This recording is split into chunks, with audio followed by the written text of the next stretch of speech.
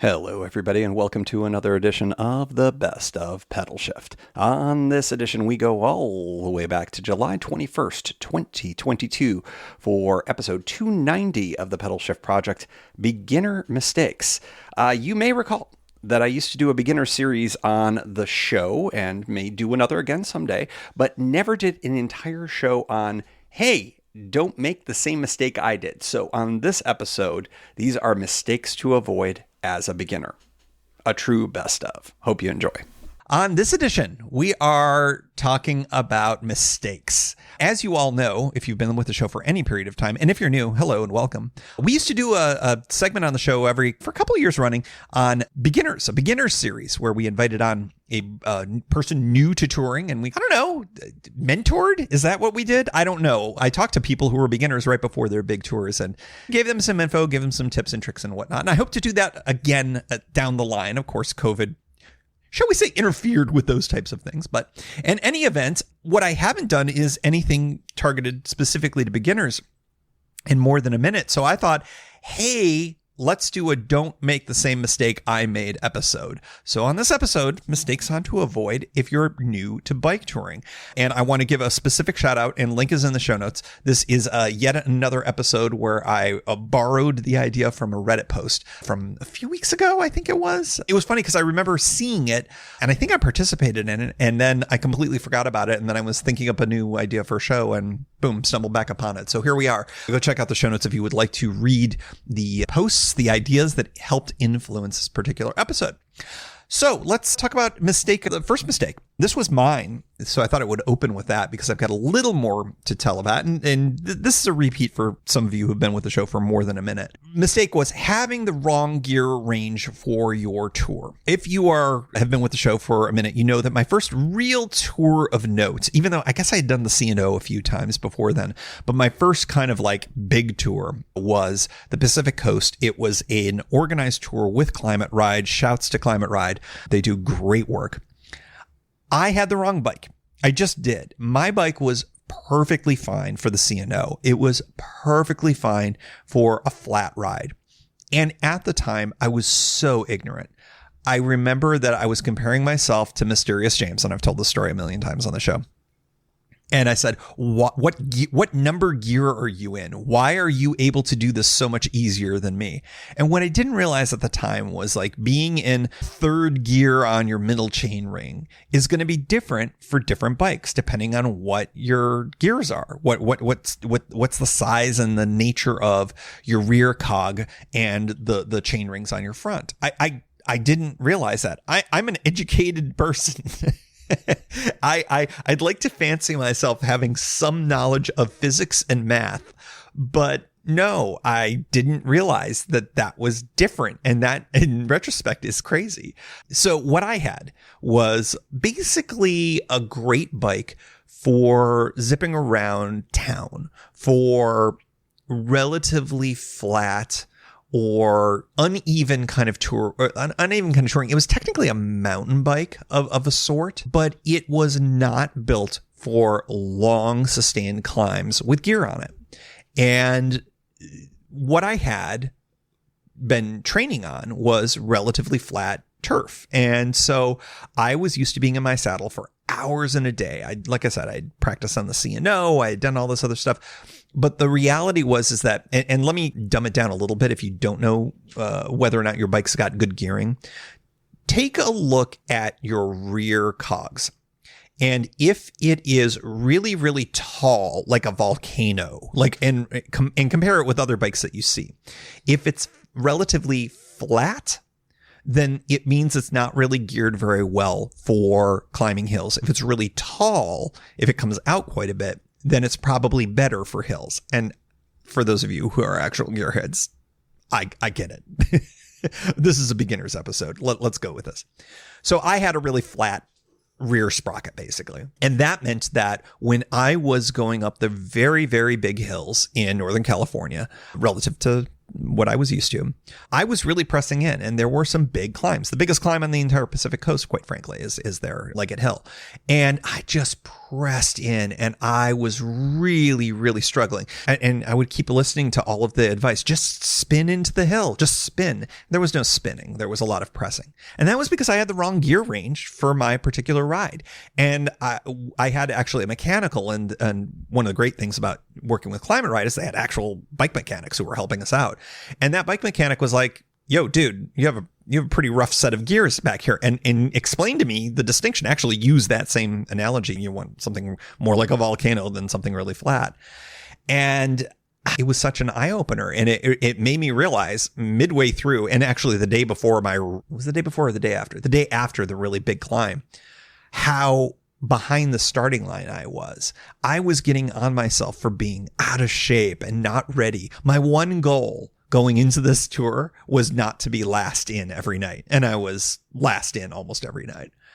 And it was because I made my life a lot harder. I had the wrong tool for the wrong job. So my very first thing to tell you for beginners, don't make this same mistake.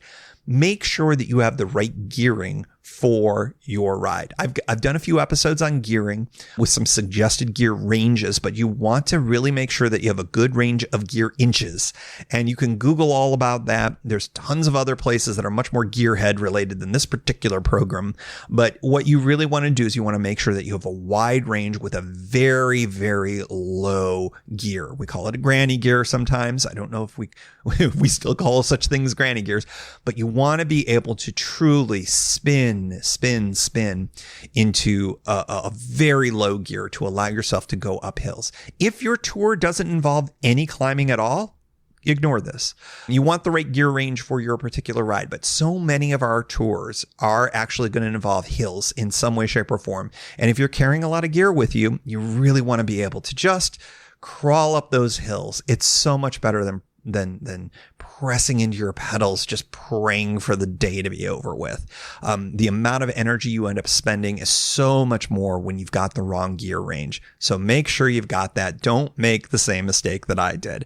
It quite literally was before my podcast. And it was one of the first things that I wanted to make sure it was a story I wanted to tell. And I've told it for years now. So make sure you have the right gear range for your ride. Don't make the same mistake I did. All right, some other mistakes from bike tourists, and some of these are from the Reddit post. Some of them are modified based on my experience as well. Next one, I'm actually going to read the actual comment from the Reddit board. Underestimating elevation. So mistake to avoid, underestimating elevation. I live where it is flat. First overnight was on the Blue Ridge Parkway for 53 miles and 6,200 feet of elevation gain. Folks, 6,200 feet. That's insane. Map showed restrooms at 2 locations along the route, so I took a little over a half gallon of fluids. I didn't realize how much climbing sucks water out of you. Turns out the 2 restrooms were dry composting and I didn't have water. Whenever I saw someone with water on an overlook, I begged some water from them. What a good one to avoid, underestimating elevation. And there's a couple of things that are part of that. One, you're going to work a lot harder than you think you will, especially as a beginner. Number 2, see mistake number 1. If you are really pressing into your gears, you're just gonna be spending so much more energy. So make sure you've got that fixed too. But even if you do have good gearing, if you don't realize how elevation is going to impact you, it's going to be a mistake that you're going to talk about on a future podcast or on a future Reddit board.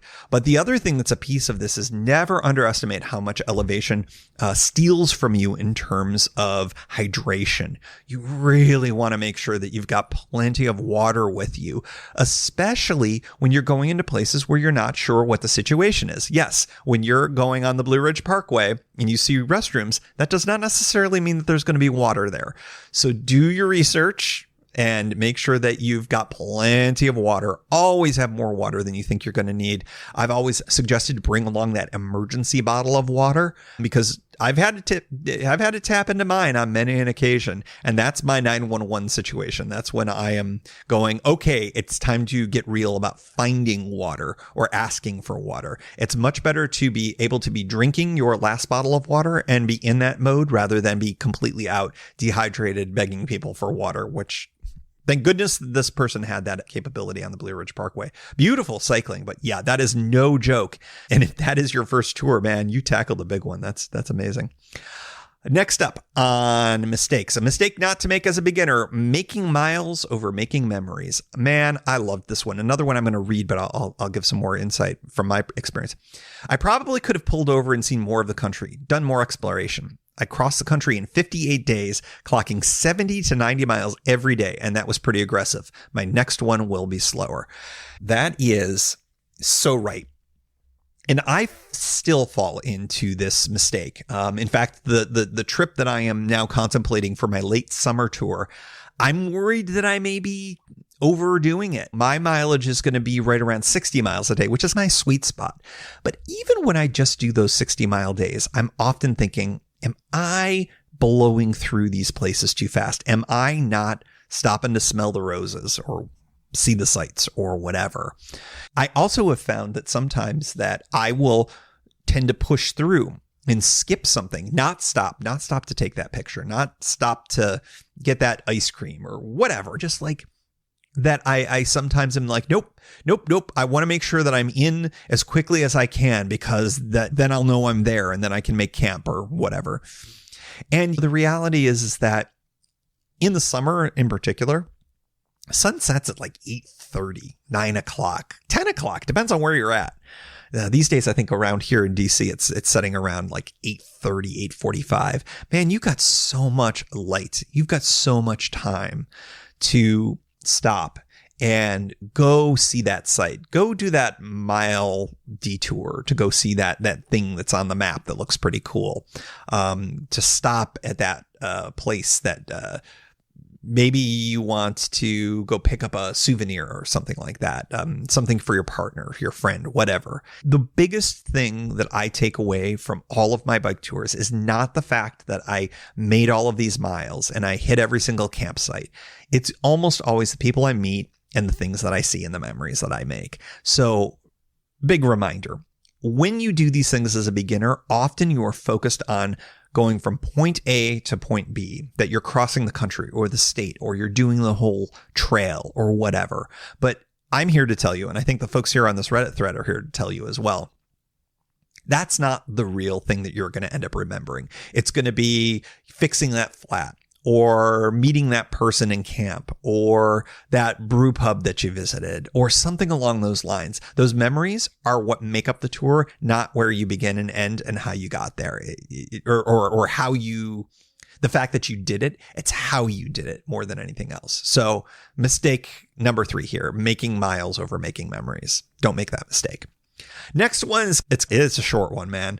No waterproof gear. The person on Reddit said, oh no, there was a person on Reddit who wrote something, but let me skip through that. It will probably rain on you and your gear unless you're in the desert, and then probably too there because, of course. Look, where we cycle is going to matter on what gear we bring, but I will say that the vast majority of places that we end up cycling, there is a chance that it's going to rain on you. The longer your tour, the more of a chance that it is that you're going to get rained on. We have flies on our tents for a reason, right? In case it rains. So you should make sure that you got waterproof gear. It's not, especially during summer, you're sitting there going, you know what? What if I get rained on? It's hot if you're in a hot place. And actually, it would feel good to get rained on. Well, you get a little wet and then you chafe a little bit, and that's no good. And also, I'm here to tell you, let me remind you, if you haven't seen the videos of my Katy Trail tour in Missouri, I got hammered by a thunderstorm. And let me tell you, it dropped down into the low 60s and maybe a little bit lower. You can run into hypothermia territory off a thunderstorm. And sometimes that's no bueno, man. You really want to make sure that you got waterproof gear. And you know what? For particular big storms, you want to find a place where you can get a shelter or make a shelter. Do you have a tarp? Do you have your tent? Sometimes you may need to do that too. So make sure you've got waterproof gear.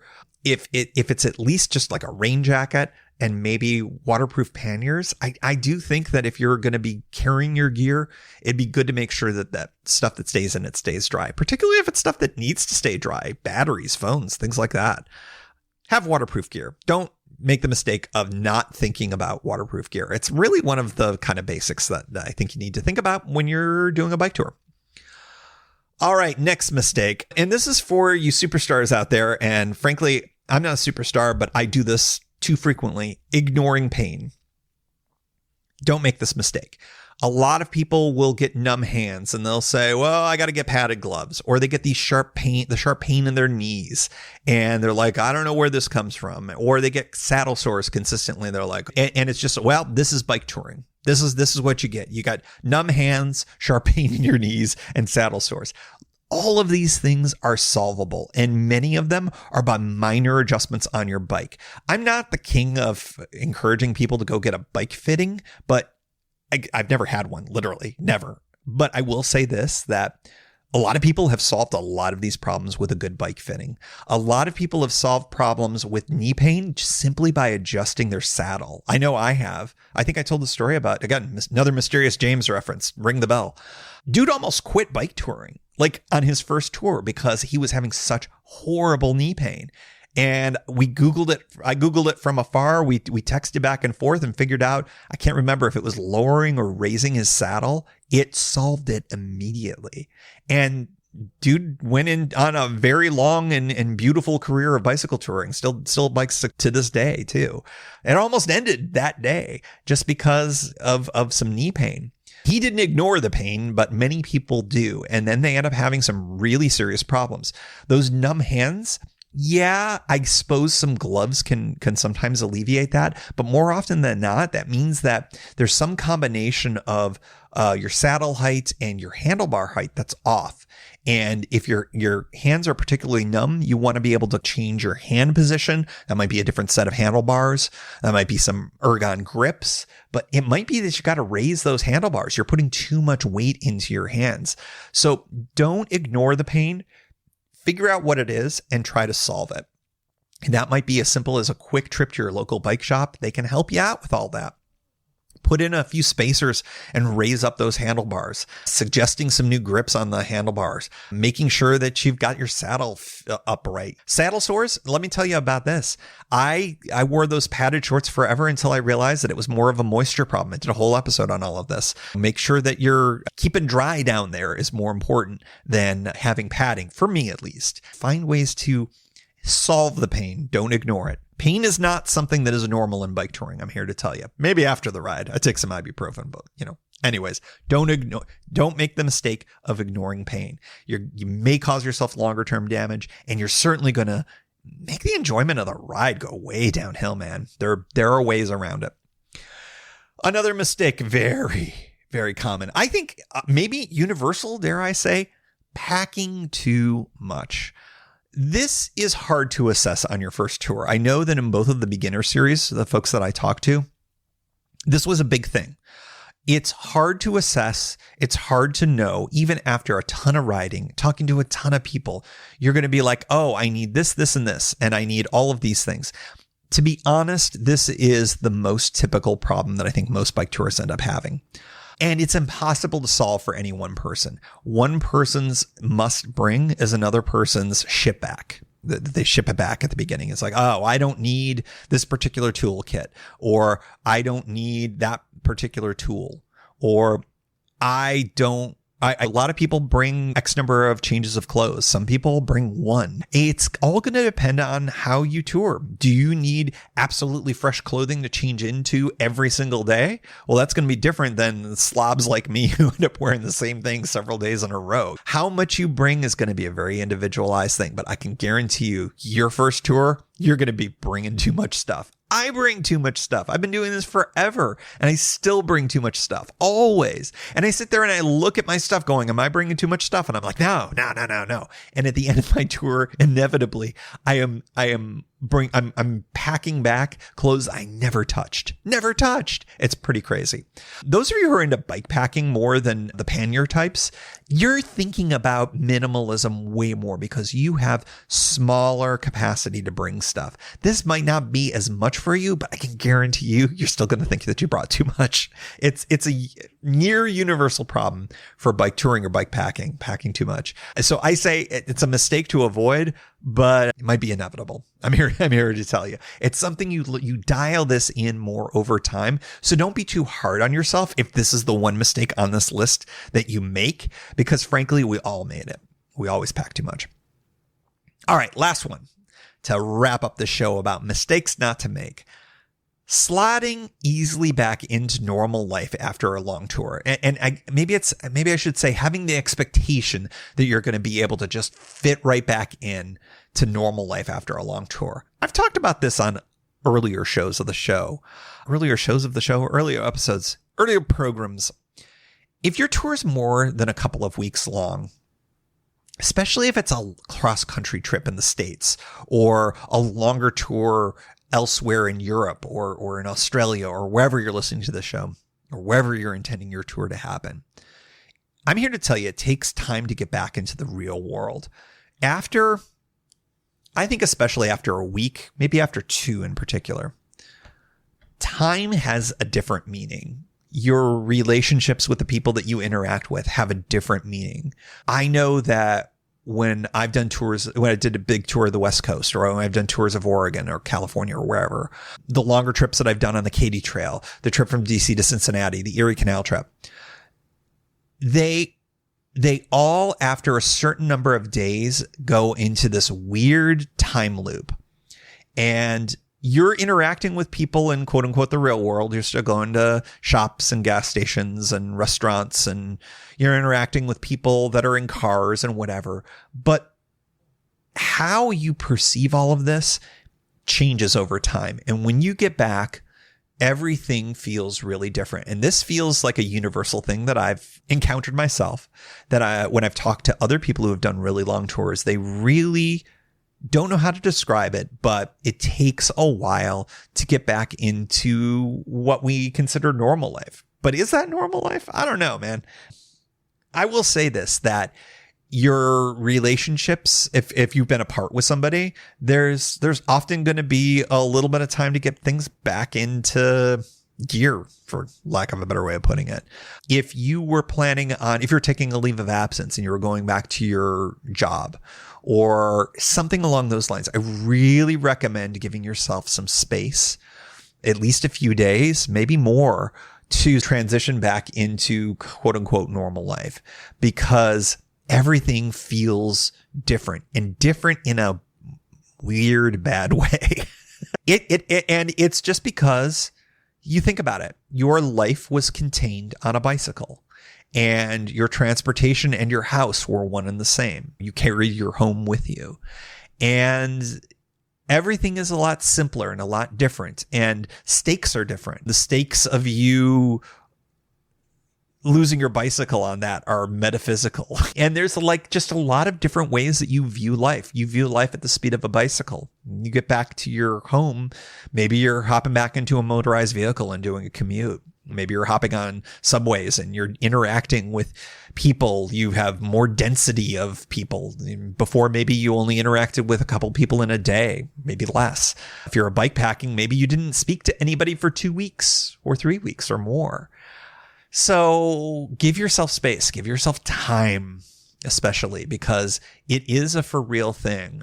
And I wish I could put a word or a term to this, but you do need to transition back into a life that is not bicycle touring or bike packing, because things are just different out there, especially when you do it for more than a while. And it's a little jarring and it's a little off. And like I said, if you've got relationships, friends, family, whatever, it's going to take some time to click back into it. Sure, you maybe you've missed them, and maybe hopefully they've missed you, but for them it was just a period of time. For you, it was a period of time with a different experience and a different paradigm, for lack of a better way of putting it. So give yourself some time and know that you're going to need that coming back, because every single person I've talked to who's a beginner that starts with a big tour, they tell me the same thing when they come back. They're like, oh, wow, what you said, that was for real. That's why I wanted to end it on this one. Make sure that you recognize that you can't just click right back into the life that you had before a long tour. It's going to take some time, and you're going to be forever changed in some ways, but you will get back. It'll all come clicking back, but you're going to be clicked back with maybe the lessons that you learned from the time on the road or the trail or wherever you were. All right, so that's it. Mistakes not to make when you go on your first tour. So beginners, take heed. Don't ignore that pain. Don't pack too much. Don't think you can slot back right into life. Make those memories, not those miles. don't forget that elevation will mess you up. And don't forget to make sure that your gearing is appropriate for the ride that you're on. Thank you for joining. You can find Pedalshift at pedalshift.net for more great bicycle touring content. You can hear the Pedalshift project through Apple Podcasts or your favorite podcast app. Opening music courtesy of Jason Kent off his self-titled album. The track is called America. Check out his band Sunfield's latest release, Mono Mono, wherever cool music is available.